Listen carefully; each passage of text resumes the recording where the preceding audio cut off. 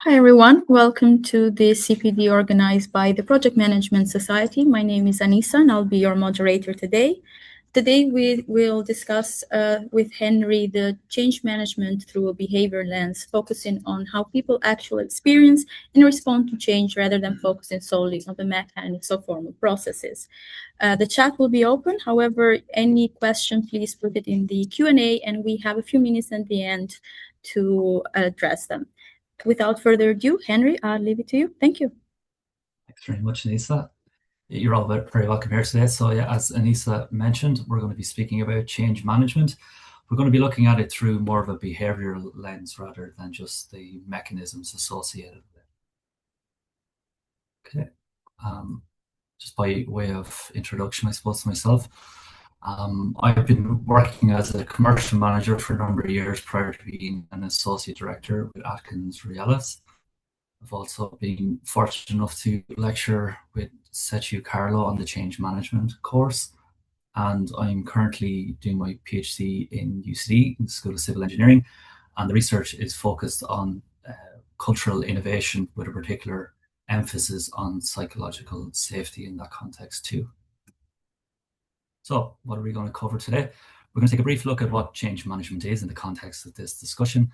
We're going to talk about how people experience the change and what that looks like.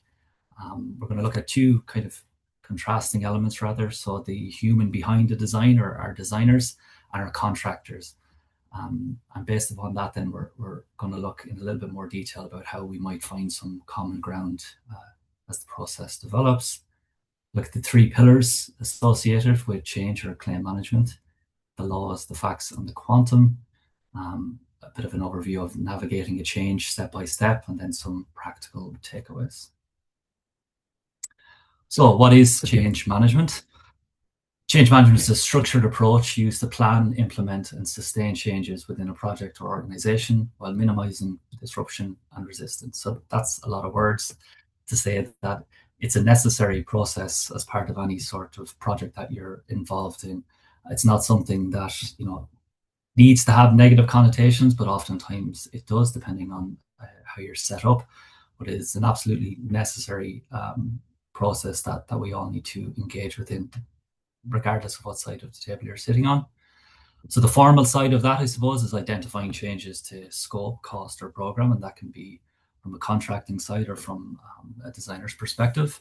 Issuing and processing our change notices or our claims, documenting, agreeing, and implementing them, and then maintaining an auditable change register, which is really important. I'm going to touch on that in a little bit more detail in the slides to come. The human side then is something that I feel is less spoken about, but equally, if not more important. So how people feel when change is imposed upon them. So we look at, from a designer's perspective, what the emotions they go through when they see a change for something that they've been working on for the last 2 or 3 years. And similarly for a contractor, when changes are just imposed upon them and they've got very little time to react. We look a little bit at the fear, resistance, and confusion associated with it, and touch on professional pride and the pressure that we, exert onto each other across the table, and try to come to a point where we can understand where the other person is coming from and remove the negativity associated with this vital element of any sort of project. It matters for lots of reasons, and some of them are listed out there. But if we're going through processes without having any sort of consideration for our counterparts and lacking empathy, it generally leads to some sort of adversarial environment. Great PMs, or at least the great PMs that I've worked with over the years, are able to integrate both. They're able to ensure that they follow the process, they get what is required in terms of the contractual requirements or obligations rather, but they do it without ruining reputation or unnecessarily putting pressure on their counterparts.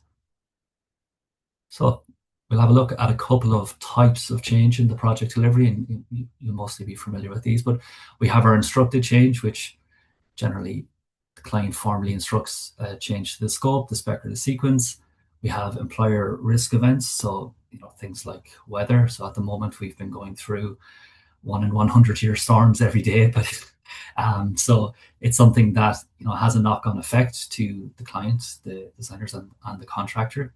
Contractor gets delayed because of of the weather conditions, and it has a potentially has a serious knock-on effect to their supply chain and their sequencing of works. So just understanding that in a little bit more detail. From a design development point of view, I think um, when designs, even if you've been working on a design for a week, a month, a year, or 3 years, the nature of project management is that things evolve, design requirements evolve, and things become more available later on down the line. So we often find ourselves in situations where drawings are evolving post-contract, and we need to issue a change to capture that, to make sure that we're meeting the requirements of the scope. Unforeseen conditions, again, something we can try our best to plan for, but not always easy to put enough time risk allowances or even contingency allowances in place. Issues like unforeseen utilities, asbestos, and archaeology, they can become quite contentious issues if not dealt with correctly. Then program float and delay, so understanding who owns the float. Having a program, and we'll deal with this in a little bit more detail, having a program that actually does the job. It's not just a box ticking exercise, it's a program that you can use to map any delays that come. And even if that's a delay on your own side, and we look at that as well in terms of the transparency that is required in order for a project to be successful. But understanding program float and delay, that can have an effect on the project as well. And then concurrent delay, which is one of the trickier areas to analyze. And I guess some of the things that we've talked about today and some of the principles that you can potentially take forward should help reduce the ambiguity associated with that particular issue. So, as I said, we're going to focus more on how people actually experience the change, and it's more to look at how we can get the best out of each other, and the attitude that we take. There's certain things that we can do that can reduce the time it takes to get things resolved. And generally, the theme you'll see here today is centered around communication, and clear, transparent, and honest communication.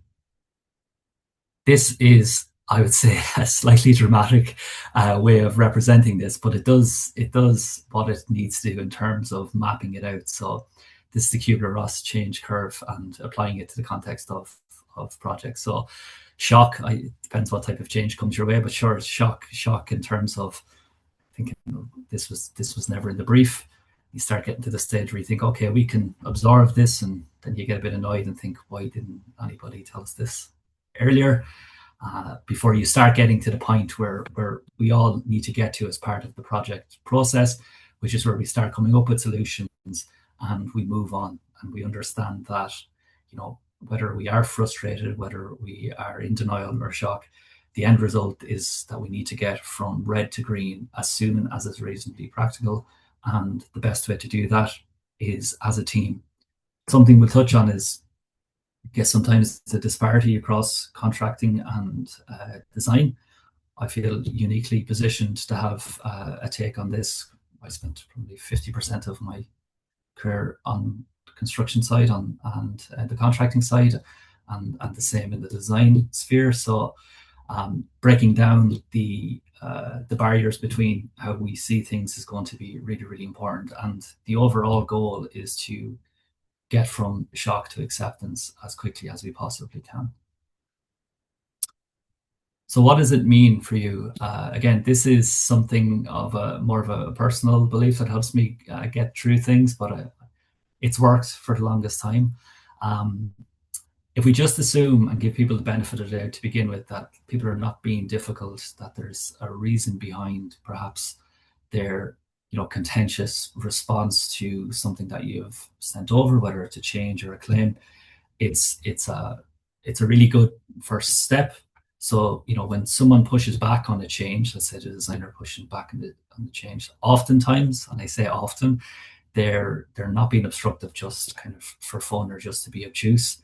Sometimes they're just processing it. They're trying to think about, did I do something wrong? Is there an issue here that I should have foreseen? And if if you're a contractor or if you're the designer, depending on how you're positioned, your role, if you're bringing this to someone's attention, your role is to try and recognize where they are and not to escalate it. And again, going back to the problem solving solutions, we always figure it out. We can take the path of least resistance, or we can take the scenic and not so scenic route, but the longer route, where things get dragged out unnecessarily. So it's really important that if you can and you're in that position, to recognize where the other person may be, even if it is, their mistake in inverted commas, and try to help. It goes a long way, and it builds trust. It builds transparency across the team, and ultimately, I think it results in a more enjoyable atmosphere on the project, and equally as important, I think it benefits the project in terms of time, cost, quality, and scope. Silence extends the curve. So what do I mean by that? Oftentimes this is done in a manner that is actually intended to be positive, in terms of, look, they're trying to figure things out, they're trying to come with a solution rather than just highlighting an issue, and that's a really positive way to frame it. But as a rule of thumb, I guess, when you find yourself in a position, whether you're a contractor or a designer, where you've run into a problem, and even if the problem is something that is of your making or their making, depending on what side of the fence you're on, the most important thing is to just flag it early. So flag it early and flag it often, even if that means that it's going to be bad news. So it can be quite you can be a little bit anxious when you have to come and explain to somebody that there's an issue, that something is going to be delayed by 2 weeks. That's completely understandable. You might think, this isn't palatable for them. It's not something that they find salient at all. But by bringing it to the attention of your counterpart as early as possible, you give them an opportunity to try and mitigate it if it is possible. And even if it's not possible to mitigate it, they can manage that message going up the line, and that helps a lot. It's really, really. I found it working on both sides. I found that type of approach to be exceptionally helpful, and again, building that kind of team building environment that is super important in these projects. Acknowledgement unlocks progress. So before you push the process, acknowledge where the other party is. So there's there's a thing we often say, where there's a difference sometimes between being right and being successful. And you can be right, but if you don't deliver the message well enough, sometimes it can prolong resolving that issue. So instead of going to a contractor, say for example, and saying, I need this done by tomorrow, and you need to get this and this done, understand that it's very easy for us to say these things, but the contractor might have to, reorganize some of their own crews, order in materials, work late, ordering concrete at 7 o'clock at night, not getting home to see the family. These types of things are really, really important. So, if you're going to take the approach where something is really important, it's equally important that you deliver the message with respect for the person that's sitting across from you, because look, ultimately, our designers are experts. They've been appointed. They've gone through a process to be appointed, and they're the experts in their field. And similarly, our contractors didn't just rock up there. They got appointed. They went through a quality assessment more often than not, and a tender assessment. And they're there to do the job because they're the experts. So a bit of mutual respect goes a long way in terms of moving things along when we have issues. Important to note as well, we are going to have issues on every project. Even if you take an extra 10 years to write the specifications and the drawings, you're going to run into changes. And that's what the change mechanism is there for. So it's really important to, I guess, remove some of the stigma associated with it being a negative thing. Change is what helps progress projects and helps get them over the line. So it's really important that we embrace it. So your role, going back to, I guess, the trying to reduce our stream from red to green, our role is to try accelerate that as best as we can. So it's very easy for me to say, okay, I have an issue. I'm going to parcel it off to the contractor. It's the contractor's problem. it's easy for me to say it's not the right thing to do, and it's not helpful, it's not beneficial. And similarly for the contractor, we find an issue on, let's say we find an issue on site, with one of our designs. The contractor is the expert in their area. Their guidance is really, really helpful. So getting them in a room with ourselves to solve a problem is really the path of least resistance. So it's really encouraged that you work as a team. I mentioned earlier, just about the concept of psychological safety. And again, not to be conflated with just letting people do whatever they want without having any sort of risk associated with it or taking any ownership. But psychological safety, or the concept of psychological safety, I think it started off at Edgar Sheen back in the 60s and then Kahn, but most in recent years, the last 2 decades or so, Amy Edmondson has done extensive studies on psychological safety and the impact that it has on project environments. And essentially what it is creating an environment where you feel safe enough to make a mistake. Now, not that you're trying to make a mistake, but if you do make a mistake, that you're in an environment where we just, instead of having a blame, there's no risk of blame. It's just, okay, we have a problem. How do we solve it as a team? And that's the type of kind of psychology that I think we need to be incorporating into construction, specifically construction environments, where we have long hours, constant deadlines, constant commitments that need to be met. We know that things are going to go wrong, but creating an environment where we can work together as a team can help, not just with streamlining the problem, but also with the encouragement that it gives to individuals within the team and their happiness. And even some of the work that I'm looking at in my research, looking at the turnover, general happiness within construction professionals and the longevity of that as well. So all, I would say, important elements. So why do people resist change? I always, when I'm talking about this, I always use what I think is a good example. So obviously, working in the highways and transportation department, specifically in rail, and I have a huge appreciation for the amount of work that not just my team but the teams around me do. Yet I still get unnecessarily frustrated when I'm stuck at a temporary traffic light. So it's just inherent in our DNA, that we feel that way sometimes. And when they're putting in an extra lane or they're repaving something because the road is in a bad way, all you think about in that moment is the fact that it's taken you 3 more minutes to get home. And then when the road is finished and complete and it's lovely and wonderful, you think, how did we do without it? So by nature, oftentimes we're resistant to change, and it's just trying to understand and break down why we're resistant to it, and kind of question it from the other side. So some of the factors generally attributed to resistance is just potentially loss of control. So if a design is changing or if a process is changing for the contractor where it's out of sequence working, that can be quite challenging to deal with. Similarly, if you're designing something or building something and something goes wrong, you might feel like you're failing or not doing a good enough job.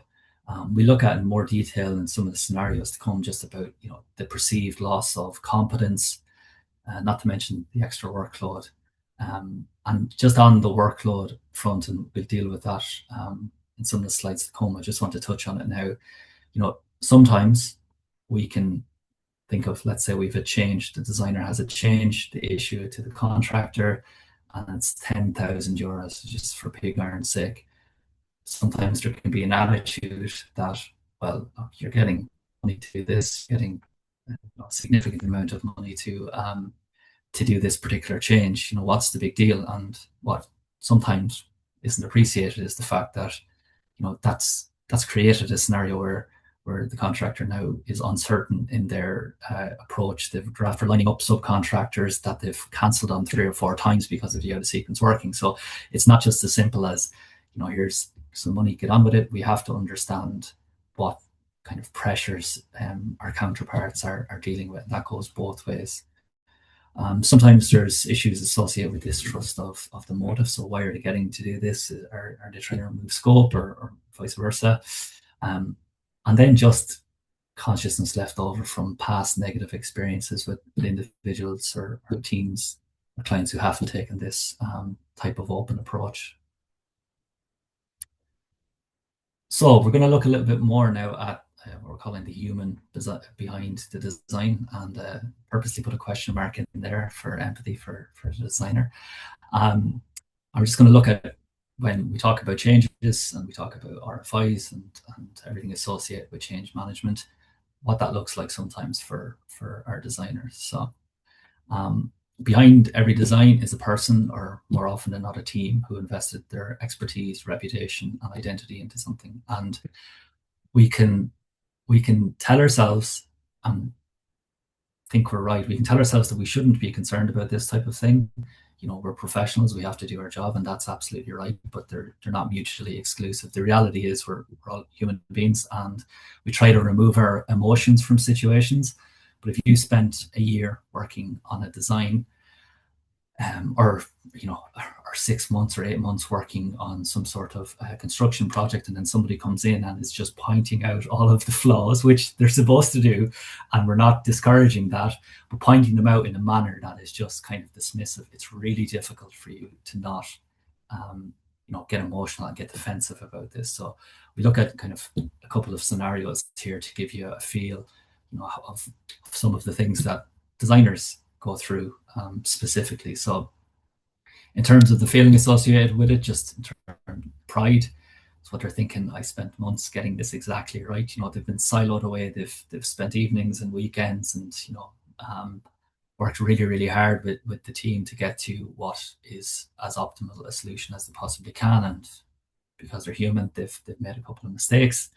So as a result, oftentimes, I would say, you might get a response after you've highlighted an issue. You might get a response that appears a bit defensive or dismissive of the change. And it may appear like that because it probably is. And the reason I'm highlighting this here is just from a contractor's perspective, for you to understand that, first of all, it's really important that you do highlight any issues that we have, and nobody wants to condense that or stop people from highlighting issues. It's really important that we highlight issues. But sometimes when somebody gives you a bit more of a defensive or dismissive response to it, maybe take a sec, don't react quickly. If you've got a hot email, maybe hold off on it for a couple of hours, if you can at all. And just, I try to put myself in their situation where I think, okay, I understand it now. Instead of me trying to take advantage of the situation, what can I do to help you? Because I know as a contractor, I'm going to need the designer's help at some stage later down the line. There's never been a project that I've been involved in where the designer didn't need help from us, and the contractor didn't need help equally. So we know that that's a given. So take it with a pinch of salt and just say problem orientated solutions. What can I do to help here? Similarly, a bit of fear, sitting up and like thinking, goodness, did I make a really avoidable error here? And some of what it looks like from the outside is that it may become overly detailed in justifying the original decision, in terms of kind of, rather than doing a bottom-up solution, working from your solution and changing the variables to meet that. Again, really important that you question that you understand that in this particular hypothetical scenario, that the designers may be a little bit defensive. And the best course of action, in my experience over the years, has just been to sit down with them and, in a no blame capacity, and just say, okay, look, here's the issue. Here's what we perceive to be the issue. Let's just find the solution, and then take it from there. So it's no point in, you don't get any benefit from blaming each other. It doesn't matter if you've highlighted something that's wrong. You can be sure that the designer knows that it's wrong. You don't need to remind them. And you don't make similarly with the contractor, when there's an issue there that us as designers would be highlighting. They know it's a problem. You don't need to rub it in. Get back to okay, we found an issue which is really helpful, really important part of the process. What do we do as a team now to solve this? So it's moving away from that kind of blaming approach and being more orientated about solutions, because ultimately that's what we're here to do as a team. Again, other items such as, the brief said this, now it's why, what's changed. Sometimes it can appear a bit obstructive, but some other times they're just trying to figure out what's gone wrong. And again, if you feel comfortable enough in a situation where you can have these conversations with your designer, your contractor, it removes that ambiguity. It reduces the time it takes to get from red to green. And in my own experience, I've had, my earlier years, I've had conversations with designers where things have got a little bit more heated, and then we've come to the conclusion, taking the scenic route again, we've come to the conclusion that we're both there to try and do a job, and that we care about the project. And when you can have that type of connection with somebody across the table, it makes things so much easier. In that particular example there, I think, had we not had a bit of an argument to begin with, so that we could understand each other's viewpoints, I don't think things would have went as well as they did, and they went really, really well as a result of that. So again, communication, transparency are the keys here. Then just the internal pressure that we place upon ourselves in terms of, like the client or my director or my line manager trust me and I don't want to let them down, so might be resisting changes. It's really important that we maintain objectivity and remove ourselves from the situation and think not what's right for me, but what's right for the project.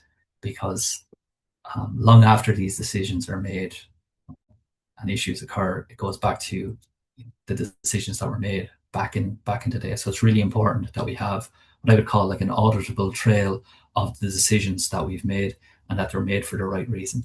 Even if that means having a difficult conversation with your client or with your contractor to say, something has changed, it's unavoidable.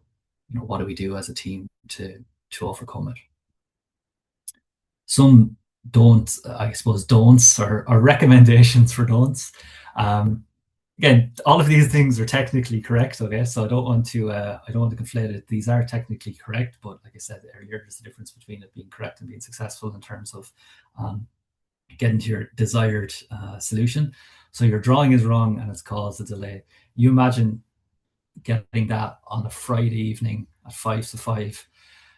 It ruined your weekend. It's technically correct, and the contractor should be highlighting these things. They have a duty to highlight these things, but the message can be different. The message can be around, okay, we found an issue. Let's have a chat and see how we can overcome this together. Again, going back to the point that we're a team on the project. We're not working in opposite directions. We're a team. The project is only going to be successful if we work as a team.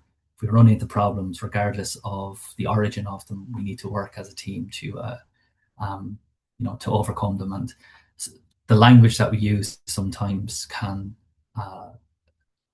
delay that process and just create unnecessary tension, even without meaning to. So it's really important to be as conscious as you possibly can about, how would I feel if somebody said this in this manner to me, even if it's correct. It might seem trivial, but it's actually quite important to the success of a project in my experience. Again, you should have foreseen this at tender stage. Yeah, you're right. But is that the best way of going about it? I'll let you guys decide that yourselves. Just issue the revision and we'll sort out the cost later. It's like kicking the can down the line. It's not something that you want to be doing. You need to understand what you're signing up to, or what you're signing the contractor up to. So having an open conversation about this is really important. And again, in that particular instance, what we're talking about is the contractor actually trying to be really just productive and get on with the project and move things along. But it's important that we follow our processes. Again, it comes down to the terminology that we use. Say this is an employer getting onto you saying the contractor's claiming because of your design. There was an issue highlighted on the design that resulted in a change. What are we going to do about it, and how do we manage it is a more appropriate way to manage that. And then sending a formal letter before picking up the phone. So I'm a big fan of picking up the phone if I find an issue, and talking to the person who's generally the expert on the other end of the phone to tell them what's going on. Oftentimes, instead of catastrophizing about what could possibly go wrong, oftentimes I find I have a conversation with the person. They appreciate the fact that I've taken the time to have that conversation, and they'll help me or help the team come up with a solution. When you see an email that comes in that says, in accordance with 10.6.1 of the contract, you are in breach, that's not going to be met with a warm, fuzzy feeling, and it's only going to prolong the stage in terms of getting from red to green. So picking up the phone, humanizing ourselves, um, you know, having the conversation before something comes in. Now, again, not trying to say that we should not follow our procedures. It's really important, and we look at that in the slides to come about following our contractual obligations. But we can do both things; they're not mutually exclusive. So you can give somebody a courtesy call to let them know that something is coming, if suitable, and then you follow your mechanisms that's outlined in your respective contracts. Now, on the other side of the table, we'll have a look at what we're calling the contractor under pressure. So it's a bit of a kind of a scenario overview or hypothetical scenario overview. So again, I mentioned earlier, you might think when you're giving an instruction to a contractor, that's for 10,000 euros or 100,000 euros, that they'll be delighted with that. And I'm sure they are, but that doesn't mean that it's not going to be difficult for them to manage this. And similarly, when changes are not coming over the line quickly enough, they can have an effect on people. And this is just kind of, I suppose, a hypothetical scenario of how that can affect the various disciplines associated with the contractor. So from the site manager's perspective, she could be in a situation where she's rescheduled work 3 times this week. Her crew are asking questions that she can't answer, and she looks uncertain in front of her team because she's not getting that information on the change, or the change has now meant that she's got to, re-baseline her program entirely. It can be really uncomfortable for that individual from no fault of their own, and sometimes we don't appreciate that. Again, the change is necessary. We're assuming any change that's been instructed is necessary. But having that open dialogue with her in this particular scenario could at least help her to get ahead of the game a little bit, and have a narrative put in place so that she's not in an unnecessarily uncomfortable position. Similarly for our quantity surveyors, so they're watching their costs escalate on a fixed price contract. His internal reports are getting harder to write and to justify, and he needs substantiated numbers and someone to take ownership. So again, under pressure from different members of the team, internally and externally, and that's how it looks for the quantity surveyor. The project manager then, so they've flagged the program delay twice. They're after reinventing the wheel in terms of readjusting and baselining their program and trying to mitigate issues associated with the critical path, but they're finding it really difficult now to defend the program, and people can see through the optimism, even if it's well intentioned. Again, it undermines their position oftentimes, and it leads to a situation where there's just general discontent across the board. From the director's point of view, perhaps they've accepted risk at tender stage, and she can no longer justify it. She's watching her margin erode based on tender related costs that put in that maybe are no longer representative. She needs to have a path forward and a partner who will engage with her and not stonewall her. So again, kind of a contrasting view, and something that perhaps we don't take, depending on what side of the fence we're on.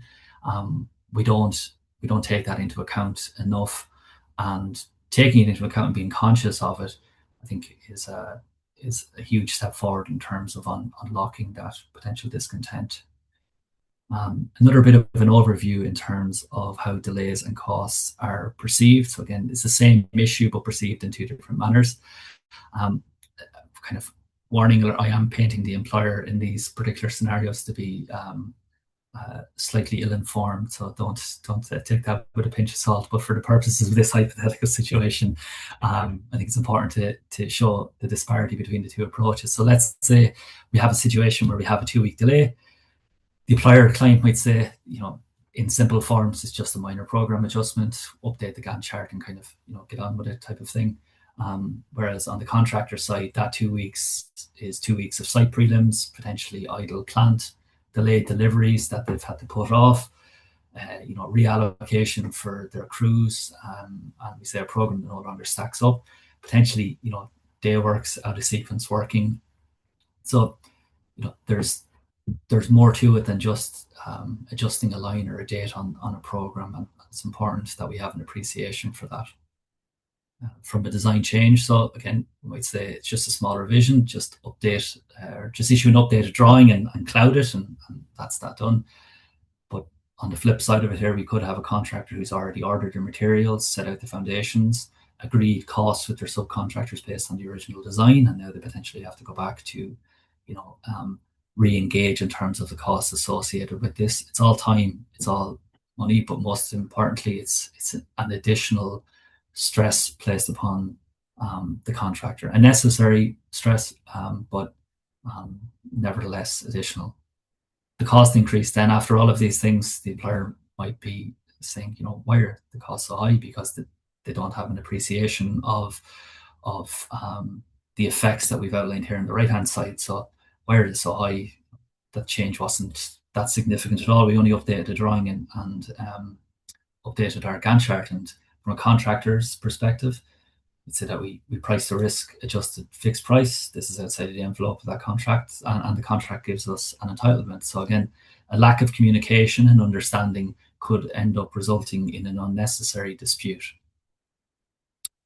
So now that we have an overview of both sides of the table, it's important that we can find common ground, and there's plenty of common ground here, and it's kind of grounded in trust and mutual respect for our counterparts.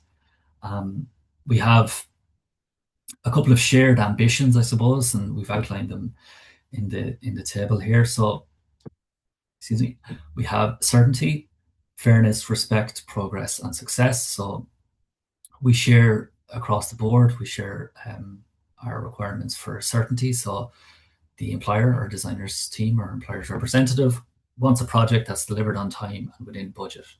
So they want that certainty. Contractor equally wants fair recovery for genuine scope change. So they need that certainty. If they're going to do a job, if they're going to do additional work, they need certainty that they're going to be paid fairly in line with the contract itself.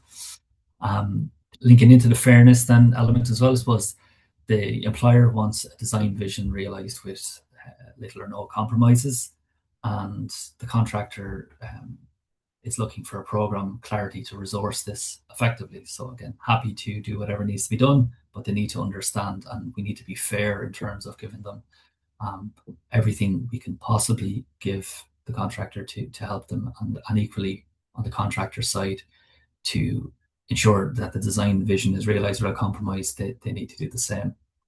I can't overstate this enough. Respect across the board. We are working in different disciplines, but it takes all sort of multidisciplines to make a project a success, and having an understanding and a respect for people that are working on either side. So, from a contractor's perspective, understanding that the designer and the employer have a huge role to play, and a different type of role, but a huge role to play. And similarly for the employer and design team, nothing would be possible without our contracting team. So, it's the two go hand in hand, and we can't do anything without each other. And sometimes it's important to remember that we don't need to be butting heads. We're all trying to find a common solution. In terms of progress then, I suppose as a shared value, reputation and relationships to be protected, and reputation as a professional delivery partner on the contractor side. So, they want to be able to leave a project and have good things said about them, and for the right reasons. And similarly, from a client's point of view, if they have somebody who's coming in to purchase one of the, let's say, the buildings, they need to be able to make sure that things are delivered on time and that their reputation as a client or client's representative is maintained. And the last one I would say is a little bit more of, depending on which way you perceive it, a little bit more of a wish or a dream than anything else. So certainty and no surprises. I think the only thing that you can not be surprised about when it comes to projects is that there will be plenty of surprises. Okay, in terms of the communication piece, then kind of tying it all together, there's many different ways of doing things, and again, we want to take the path of least resistance as a team. So we avoid terminology like, this is your fault. I've said it earlier, but I know when I've made a mistake on a project, whether it's setting out or an issue that I've fully responsible for. I know I've made that mistake. It doesn't help me at all when you come and use language like that to say it's your fault. And similarly, as a contractor, when the designer comes in and says, you poured that in 50 mil in the wrong direction. Yeah, we know that. Let's get more problem solution focus. So instead of using that, explore language like the circumstances have changed and look, we need to work again as a team. Open problem solving. What do we do? Remove the blame. It doesn't benefit anybody. It doesn't help progress. In fact, it generally halters any sort of progress that can be made. Your claim. This is something that used to, when someone would say to me, "This your claim about this," it's kind of, it almost seems like there's, whether it's meant or not, it almost feels like there's a bit of facetiousness behind it in terms of saying this is not real, this is your claim. In other words, it's not a claim. So we use terms like the contractual entitlement, and as we see when we get into the law of the facts and the quantum, we'll see how important it is that we just try to be as objective as we possibly can. You should have known. Again, even if you should have known, it's not really beneficial. Perhaps just say, look, this wasn't foreseeable, but if it was foreseeable, it's an issue we've run into, and what do we do as a team now to overcome it? Again, you can see where the theme is going here. Delay caused by you. The project was impacted, or programs was impacted. Let's be fact-based. Let's remove our emotion from it as best as we can and just deal with what's in front of us. The ultimatum, that never works. It's like an expedited route to a dispute is just take it or leave it. Let's try work as a team to substantiate this, and I guess keep the dialogue open. If I'm being unreasonable or you're being unreasonable, we can have a chat about that. But ultimatums very rarely end in success across the team. It's just a prolonged duration from A to B. So the three pillars of the claim, and I'll go through this as quickly as I can because I'm conscious of time. We have what we call the law, the facts, and the quantum. And so we say here that every well-managed claim rests on three foundations. Remove one and the structure collapses. So the law, which is the contractor, your contractual requirements or allowances. The facts, and heavy emphasis on the facts, not just your own thoughts. What actually happens, even if that means that you're taking some of, instead of blame, but some of the actions associated with a delay could be attributed to yourself. Just keep it honest and open, and in fact, oftentimes when you can highlight that you potentially contributed to prolonging the delay, things get resolved quicker and the trust builds. And then the quantum, it needs to be something measurable. So again, use that 10,000 euros as a good example. You come in with a change, it's 10,000 euros, and you just put down just 10,000 euros for labor, plant, material. It's really difficult for whoever's sitting on the other side of the table to actually try and justify that. And again, important to remember that every decision we make, regardless of what side you're on, it has to be auditable. It has to be, there has to be some sort of tangible element associated with it. So make each other's life easier by detailing out exactly what you're looking for and why you're looking for it. And if you have the three of those elements there, even if you don't like it, the facts are there in front of you, the process is there in front of you, and it makes everyone's life easier. And even if you have to try and justify this change to somebody, your client further up the line, it removes that little bit of ambiguity around the potential quantum associated with it. So important to note, I guess, that the contract, it's not a weapon. I like to think of the contract as kind of just a guide for doing your job if necessary, and it's shared language between both parties. So we have our compensation events, and they will set out what type of process needs to be followed, depending on whether it's an NEC or GCC or FIDIC or whatever, and we follow that process whether we like it or not. And that's the process that we have, and we have to stick to the facts. Really important that we follow the notification periods, because again, that's a significant contributor to disputed changes. Early warning notices, if you're using those, or some sort of mechanism similar to an early warning notice, where you're giving warning ahead of time of the fact that you think that there's a change. The program, I think I said it earlier, but it's worth repeating. If you have a program that is not capable of being adjusted and amended to take into account, delays associated with it, it's just a piece of paper. It's no good. So your program is super, super important.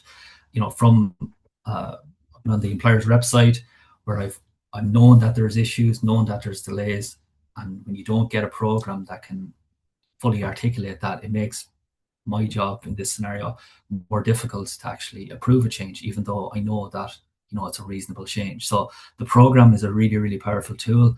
It's not something to be used as a weapon, but it's something that you should use to track your changes, track your delays, because it makes everyone's life easier when you're trying to justify the quantum in the end. Again, just to be conscious of whatever contract form that you're working under. The facts then are pillar 2, so building your evidence base. So facts are not disputed, but interpretations are.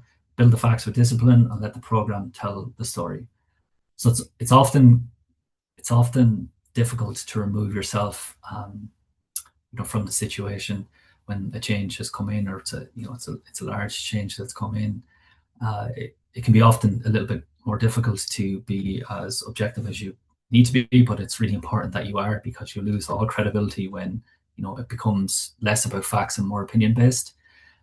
Good, I guess, sources of evidence bases are your site diaries and your daily records in a bound, non-rippable page out type of format. Your critical path program itself, RFIs in general, correspondence, your drawing registers and your revisions, agreed meeting minutes, and your photos and videos. Again, highlighting this more as in a positive manner, in terms of just having that information available, not to be used kind of to weaponize things. I like this one here. A claim without substantiation is not a claim, it's a wish. So by definition, a claim is just something that we're saying. If it's not substantiated, then it is exactly a wish. So every cent must be traceable, auditable, and defensible, particularly when you're dealing with public contracts, but equally applicable to more kind of commercial projects as well. So if you're getting a change approved, you need to be able to show where everything has been allocated. So things like this, your labor, breaking down your labor, actual records of times where possible or where applicable, records of your plant and equipment, the materials where possible, kind of actual invoices. Subcontractors, their claims need to flow through you as a contractor or as a consultant. Ensure they're properly substantiated at source, because more often than not, depending on the contractual mechanism, you're accountable for that.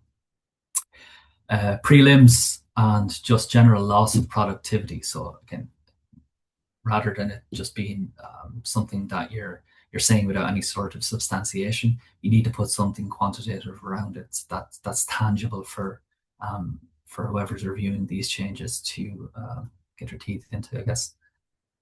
So in terms of navigating a change then, and just looking at it more from a human-centered approach, so we acknowledge it and notify, humanize the room, which is really, really important, establish the facts, apply the contract where appropriate, quantify as transparently as we possibly can, agree, settle, progress on to the next. Again, the theme here being that the change management system is a really, really powerful tool and a necessary part of any project. So the idea is that we don't get hung up in conciliations or unnecessary project board disputes. We can agree them, we can settle them and progress them. And if we use the mechanisms that we've outlined so far, that should be a lot more straightforward to do. I think this is the last one. So the most common mistakes and something to potentially take into account, something somewhat avoidable, late notification. So depending on the contractual mechanism, when you put a change in or you respond to a change outside of the designated period, even if you want to, it's very, very difficult. Let's say in the employer's rep perspective, it's very, very difficult to convert that into a claim. So again, a bit of due diligence there on both sides is really helpful. Failing to program. So if you can't prove the delay without an accepted updated program, just note there's the single biggest evidential gap in most claims. So, and sometimes you can see that, let's say the contractor or even the consultant have been delayed. You can see that, you know that, you've seen it on the ground or you've seen it in person, but you need to have some sort of evidence backed up, and the program is the most powerful tool to do that. So again, heavy emphasis on managing your program with transparency. Another item, and again, this often comes back to the type of relationship you have. I think, inflated claims on both sides of the table, it destroys trust, delays settlement, and undermines credibility. You might think to yourself, well, if I'm working with somebody and we know they're going to bat it down by 10% or 20%, well, that's maybe a conversation to have in terms of the culture associated with the project. But what I've seen is if you get one change that comes in that has been significantly inflated, you end up looking at the others a little bit more skeptically, even if you shouldn't. So, it's better if you end up even accidentally, which might seem like it's not possible, but accidentally inflating a claim, including extra hours based on assumptions that have been proven to be different than reality, I suppose. Really important to be just honest and transparent about it, because the honesty element, I guess, it can make or break the project and the project communication. So if it's not documented, it didn't happen. It's lovely and it's great that you can have conversations with somebody where they're saying, we agreed this or we agreed that. If you have a good relationship with somebody, they should have no problem following that up quite quickly, with some sort of evidence in writing. And again, it's not an adversarial thing. It's just part of the process. It's just something that's needed. It's not a negative thing. It's a positive thing, if anything else. Ignoring the human, so treating the other party as purely a commercial adversary escalates disputes and prevents early, cost-effective settlement. So again, trying to understand where the other person's coming from, understand the pressures that they have, on their side, whether that's trying to get changes approved or trying to get funding or, trying to get subcontractors in place.